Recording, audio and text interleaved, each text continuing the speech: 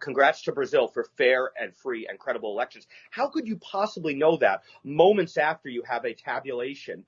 So it's, methinks the lady doth protest too much. It's very, very, it smells fishy on every level. It feels like the fix is in with the global media. They're not even reporting millions of people. This is the largest street manifestations I think that I could report on that I've ever seen historically since the fall of communism, since in Europe in the late 80s and early 90s. There's never been manifestations anywhere in the world of this scale. We're talking not millions, but we're approaching now 8 figures, tens of millions across a country of 210, 220 million people. So it's really massive. And it's not only in Brazil. You had the 8 Supreme Court justices who were appointed by Lula himself, who let him out of prison and annulled his conviction. He was convicted 3 times in 3 separate courts, and they annulled it.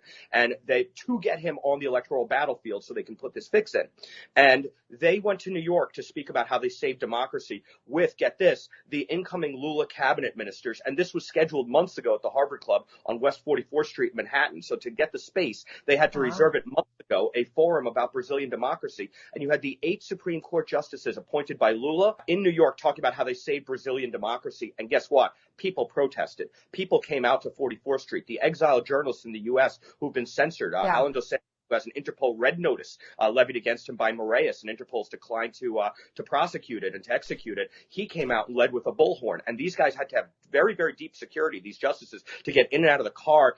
Everybody, thousands of people were yelling at them, calling them, curses and saying, you have destroyed our democracy. And even today, I saw a clip of a woman in Lula's camp through the Sao Paulo Forum who said, we have to save Brazilian democracy just like we have to save Maduro's Venezuelan democracy. This is the way Lula, the Sao Paulo Forum, these communists think. It is truly a mental disorder, and they believe the ends justify the means to take over Brazilian democracy the way they have in Venezuela, and sadly now in Colombia and Chile as well. Sao Paulo Forum people now run those countries.